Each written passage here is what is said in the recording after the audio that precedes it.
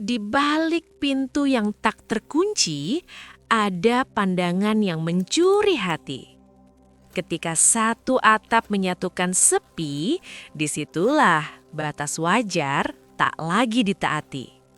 Ini adalah kisah tentang dilema yang tersembunyi.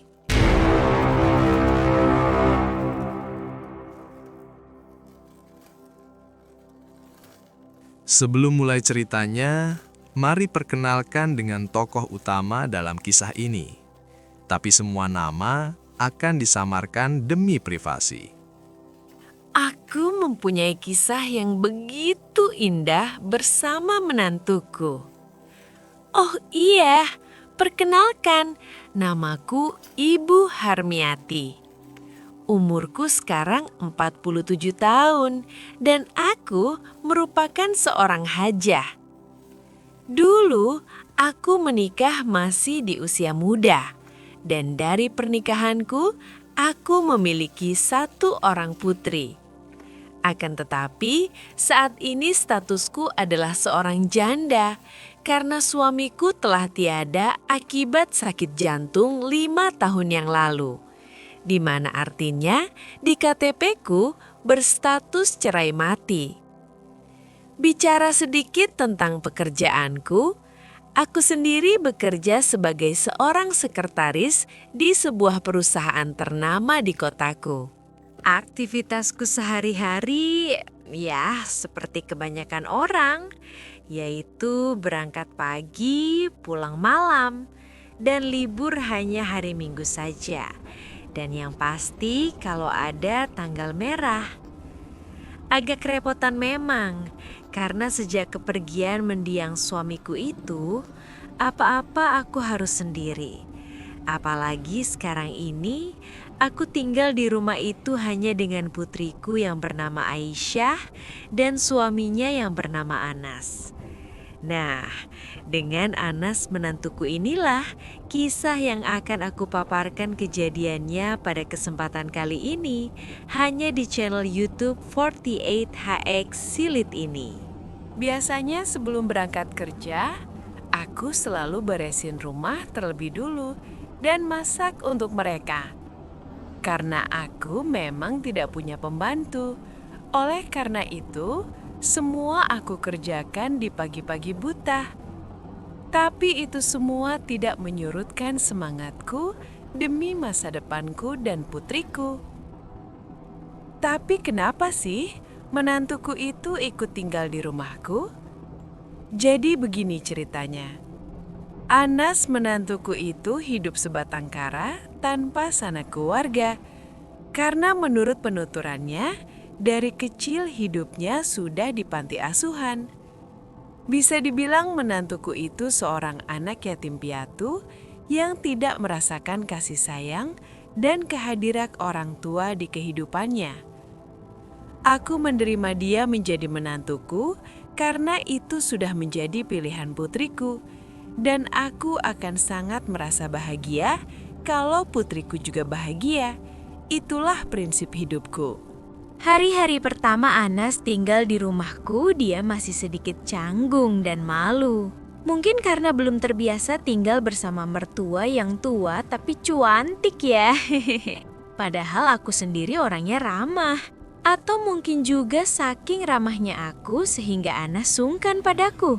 Di suatu pagi aku terbangun dari tidurku. Dan seperti kebiasaanku setiap pagi yaitu beres-beres rumah. Sedangkan putriku Aisyah membantu menyapu bagian depan. Sementara Anas sendiri entah di mana saat itu. Namun karena itu sudah jadi kebiasaanku, aku tetap seperti biasanya membersihkan bagian dalam. Ketika aku akan mengambil air di hamar mandui yang sekaligus toilet, alangkah terkejutnya aku saat pintu hamar mandui itu aku buka. Karena tidak terkunci dari dalam, spontan saja aku melihat menantuku yang sedang buang air. Anas yang melihat kehadiranku pun juga kaget tentunya. Sontak saja, Anas langsung kebingungan dan berusaha menyembunyikannya dari penglihatanku. "Mama, Sedang apa kok tiba-tiba masuk ke sini? Tanya Anas gagok.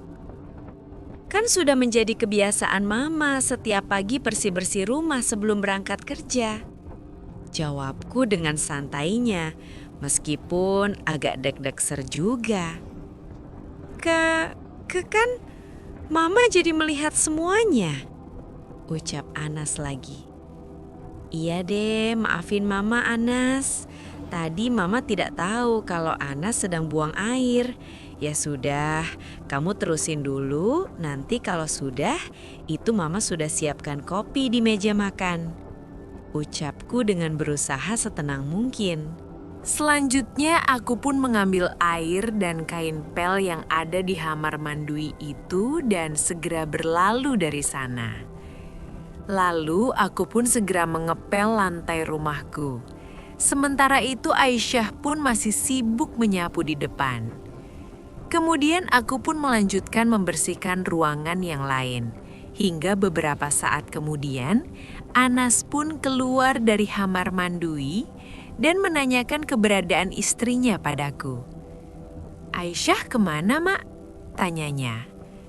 Aisyah lagi nyapu di depan, jawabku singkat. Ya sudah kalau gitu, Mak, saya ke depan dulu ya, sekalian cari udara segar. Jawabnya sambil menatapku dengan pandangan yang aneh. Sambil bersih-bersih ruangan, aku yang tadinya sudah sedikit lupa dengan peristiwa langkah di hamar mandui tadi itu, tiba-tiba sepintas teringat kembali di pikiranku. Imajinasiku pun tumbuh menginspirasikan hal yang sudah sekian lama tidak aku dapatkan lagi semenjak suamiku tiada. Ketika semuanya sudah beres, segera aku berpamitan pada Aisyah dan juga Anas untuk berangkat kerja. Saat itu aku terus saja kepikiran sama peristiwa di hamar mandui itu, hingga aku tak dapat konsen saat bekerja. Ketika jam pulang sudah tiba, aku pun bersiap-siap diri dan segera pulang, takutnya nanti kemalaman. Karena waktu itu sudah hampir jam 3:30 sore. Beberapa hari setelah peristiwa itu, aku meminta Anas untuk mengantarkan aku ke kantor notaris. Dan selama aku di dalam kantor itu, Anas aku suruh menunggu di luar. Setelah sekitar 1 jam mengurus segala keperluanku, aku pun keluar menemui menantuku yang sedari tadi menunggu. Gimana, Mah? Sudah selesai? Sudah, Anas. Alhamdulillah lancar. Jawabku dengan tersenyum. Oh, syukurlah kalau gitu. Terus sekarang mau langsung pulang atau kemana lagi, Mah? Tanya Anas lagi. Langsung pulang saja ya, nanti keburu ditunggu istrimu. Oh iya, Anas sudah makan apa belum? Tanyaku. Belum, Mah, jawab Anas singkat. Ya sudah, kalau gitu kita cari makan dulu. Terus nanti kita bungkusin juga buat istrimu. Kesukaan istrimu itu ayam bakar. Siapa tahu istrimu nidam. Kan lagi hali muda. Terserah Mama saja deh, Anas ngikut. Setelah itu kita berdua pun langsung berangkat menuju warung makan ayam bakar langgananku. Aku dan Anas memilih untuk makan di tempat itu. Sambil makan kita berdua pun ngobrol ngalor ngidul lagi. Tapi tiba-tiba saja Anas menanyakan peristiwa yang beberapa hari lalu terjadi di hamar mandui itu. Mah, Anas mau nanya nih. Mau nanya apa, Anas? Jawabku dengan sedikit penasaran. Mau nanya soal yang kapan hari itu, Mah.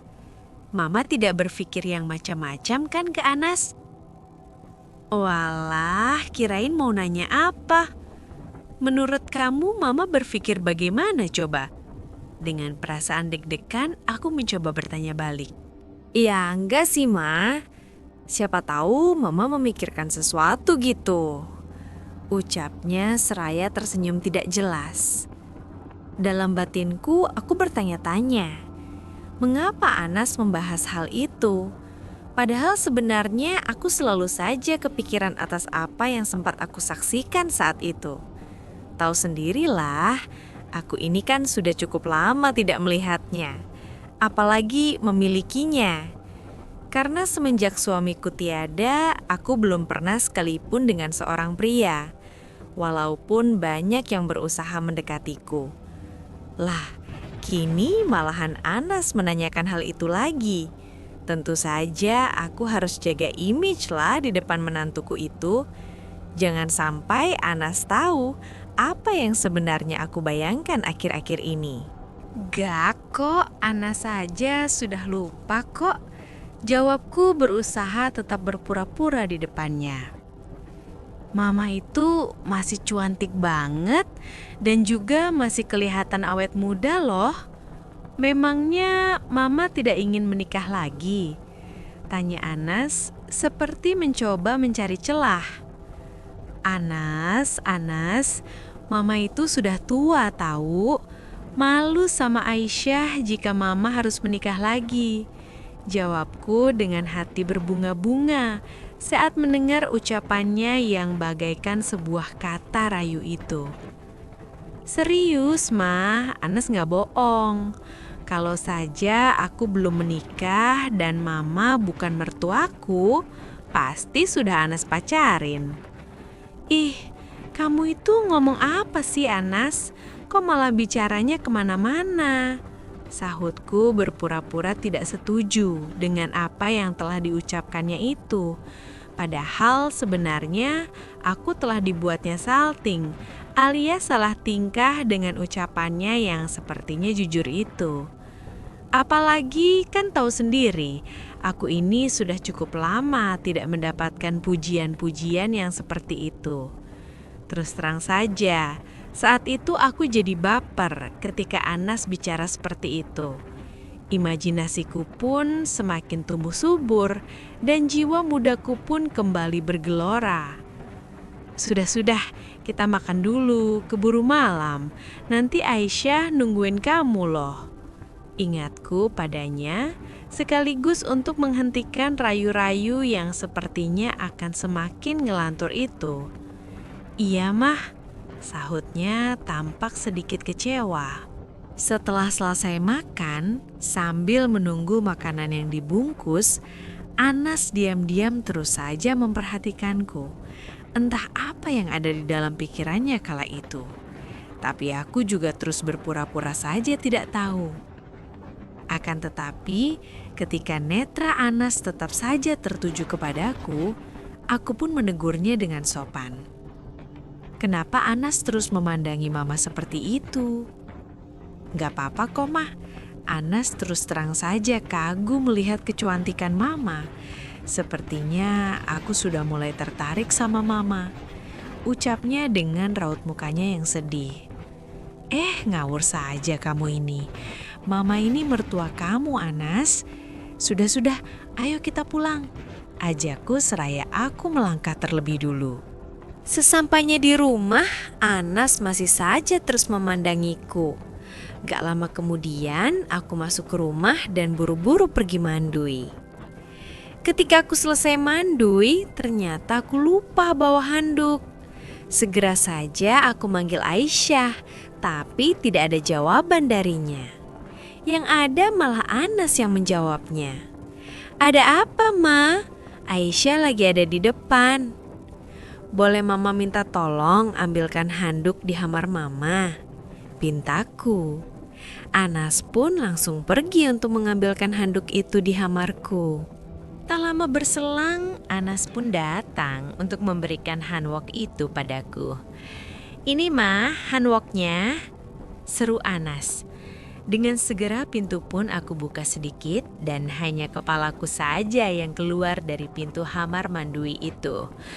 Akan tetapi entah sengaja atau bagaimana, tahu-tahu Anas seperti yang terpeleset sehingga secara otomatis pintu kamar mandui itu pun terdowong olehnya.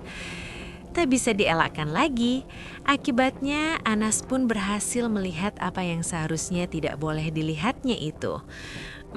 Maaf Mah, Anas tidak sengaja, ucap Anas dengan tersenyum penuh arti. Aku sangat yakin kalau Anas memang sengaja mendowong pintu itu. Dalam pikiranku, aku yakin kalau Anas memang sengaja ingin mencoba keberuntungannya itu dariku. Tapi jujur saja, sebenarnya aku sendiri sudah mulai terpengaruh juga dengan ungkapan-ungkapan manisnya akhir-akhir ini. Aku merasa layaknya seperti seorang gadis yang begitu merindukan sang kekasih hati, seperti seorang gadis yang tengah jatuh cinta dilanda kasmaran dan bunga-bunga cinta. Tapi itu semua tidak akan mungkin terjadi karena Anas adalah menantuku sendiri. Dalam hati, aku bertekad harus kuat dalam menjaga imanku ini. Selesai mandui, aku langsung menuju ke kamarku untuk berganti. Malam itu aku memilih memakai 2 sweater karena memang kalau di rumah aku paling suka memakai yang seperti itu biar tidak ribet. Setelah itu kami bertiga pun menonton Dracin di YouTube pakai TV bareng sambil bercanda ria. Malam itu suasana rumah cukup ramai karena yang dulunya hanya ada aku dan Aisyah, kini telah bertambah Anas menantuku yang ikut tinggal. Suasana rumah jadi rame semenjak keberadaan mereka berdua. Tak terasa waktu sudah menunjukkan pukul 10 malam. Netraku sudah mulai mengantuk hingga aku tak bisa menahannya. Sedangkan Aisyah dan Anas masih lanjut nonton TV. Aku pun permisi untuk pergi tidur. Sesampainya di kamar, aku pun langsung tertidur pulas. Tapi entah saat itu sudah jam berapa, tiba-tiba aku merasakan sesuatu dalam tidurku itu seperti mimpi. Akan tetapi setelah netraku terbuka, ternyata Anas yang ada di kamarku itu. Mengetahui aku seperti terbangun, dengan segera Anas pun berbisik. "Mama sudah tidurkah?" "Anas, apa yang kamu dilakukan di sini?" "Maafin Anas, Mah. Anas tidak bisa terus membohongi perasaan Anas, Mah," ucapnya jujur dengan suara yang begitu pelan. Akhirnya aku pun tidak ingin membuatnya kecewa karena perasaanku sendiri pun juga sama seperti Anas. Akhirnya di malam itu pun terjadilah peristiwa yang tidak pernah aku duga sebelumnya. Imanku benar-benar terkalahkan di malam itu. Sebenarnya aku sedih. Kenapa semua ini bisa terjadi? Anas itu menantuku sendiri. Akan tetapi memang tidak bisa aku pungkiri bahwa perasaanku ke Anas akhir-akhir ini memang ada. Malam itu, aku yang sudah sekian lama tidak lagi mengalaminya pun begitu bersemangat saat setas-tes menyambut sambutan dan perhatian-perhatian apa saja yang diberikan oleh menantuku itu. Bahkan tidak hanya sekali saja, hingga tak terhitung berapa lama jukung otomatis melaju sampai tak terhitung berapa kali banjir bandang melanda.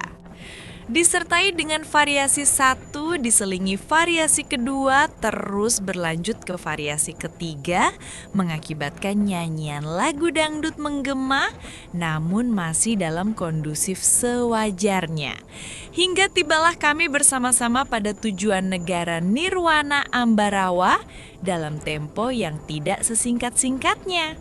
Setelah semuanya selesai, Anas pun segera aku suruh cepat-cepat keluar dari kamarku. Takutnya istrinya itu terbangun. Bisa-bisa urusannya menjadi panjang kalau sampai Aisyah tahu apa yang telah terjadi antara aku dengan suaminya itu.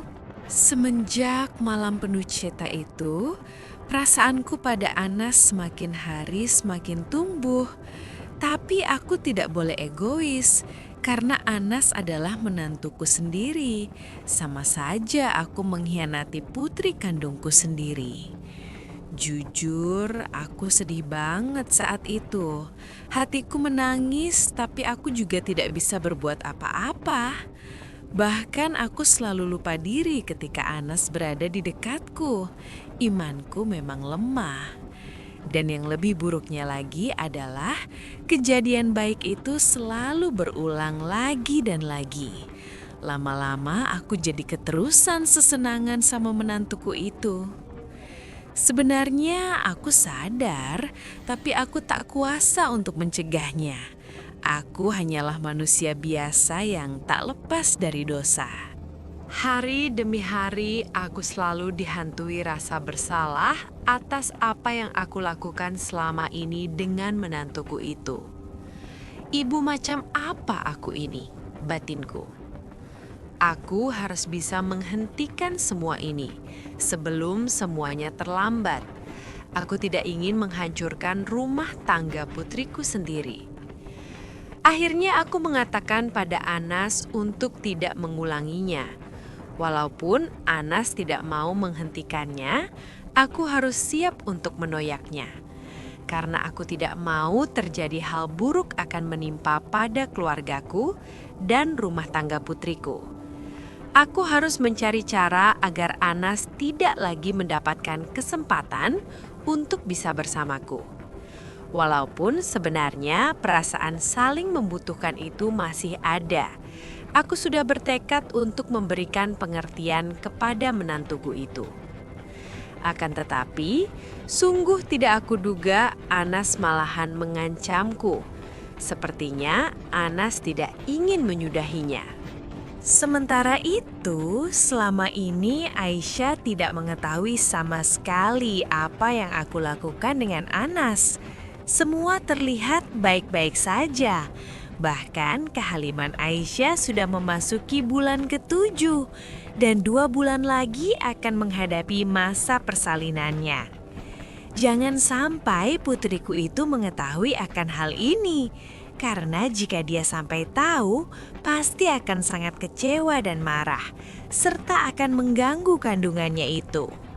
Kebetulan hari itu adalah hari libur, aku pun menghabiskan waktuku di rumah saja untuk bersih-bersih. Karena sudah tidak mungkin putriku membantuku bersih-bersih rumah lagi, karena perutnya yang makin membowesar. Di saat seperti itulah tiba-tiba Anas melihatiku dari balik jendela kamarnya. Yang pada akhirnya dia pun melangkah menghampiriku dan bertanya, "Di mana Aisyah, Mah?" Saat bertanya itu, netranya yang tak berkedip itu pun membuatku hilang ingatan kembali. Aku bagaikan terhipnotis saja. Kemudian aku bilang padanya kalau istrinya lagi ke rumah tetangga yang ada di depan. Tapi ternyata Anas bukannya mencari istrinya, melainkan hanya memastikan apakah aman atau tidak situasi saat itu. Karena setelah dia tahu di mana istrinya berada, Anas langsung merapatkan barisan semakin mendekat dengan jukung otomatis yang sudah siap siaga untuk digas melaju kencang. Aku tetap berusaha menoyaknya, tetapi Anas tidak mau menyerah begitu saja. Anas yang sudah tahu titik kelemahanku pun dengan mudah berhasil kembali meyakinkanku untuk mendapatkan sambutan baikku dengan antusias. Akhirnya aku pun kembali melupakan siapa aku, siapa Anas. Yang ada saat itu hanyalah bagaimana caranya agar kami berdua bisa sama-sama bahagia. Dengan penuh suka dan cita, kami berdua pun kembali menyusuri semesta dalam keindahan rasa. Begitulah kisah kasihku saat bersama dengan Anas yang tidak lain adalah menantuku sendiri. Jujur saja, aku gak munafik. Apa yang dimiliki menantuku itu memang bisa membuatku lupa diri. Bahkan ketika dengan mendiang suamiku sendiri pun, aku tidak pernah sebahagia ketika bersama menantuku itu. Menurut kalian, aku harus bagaimana menghadapi ini? Apakah aku harus menghentikannya atau melanjutkan semua kerahasiaan ini? Tolong berikan komentar kalian ya. Kisah ini mengajarkan kita bahwa godaan seringkali hadir bukan karena niat, melainkan karena adanya kesempatan yang dibiarkan terbuka di dalam rumah sendiri. Pentingnya batasan privasi. Tinggal satu atap antara mertua dan menantu menuntut etika dan batasan yang sangat tegas. Insiden kecil yang dianggap sepele, seperti pintu yang tak terkunci, bisa menjadi celah fatal bagi masuknya perasaan yang tidak seharusnya. Ujian kesepian dan status. Rasa sepi seorang janda dan kerinduan seorang anak yatim piatu akan kasih sayang bisa berubah menjadi hubungan terlarang jika tidak dibentengi iman dan sosial. Pengorbanan yang salah. Mengkhianati anak kandung sendiri yang sedang berjuang mengandung buah hati adalah bentuk keegoisan tertinggi. Kebahagiaan sesaat tidak akan pernah sebanding dengan hancurnya kepercayaan dan masa depan keluarga anak sendiri. Semoga kita semua senantiasa diberikan kekuatan untuk menjaga kehormatan keluarga, menjauhi situasi yang mengundang fitnah, dan selalu sadar bahwa penyesalan selalu datang terlambat. Terima kasih sudah mau mendengarkan kisah ini.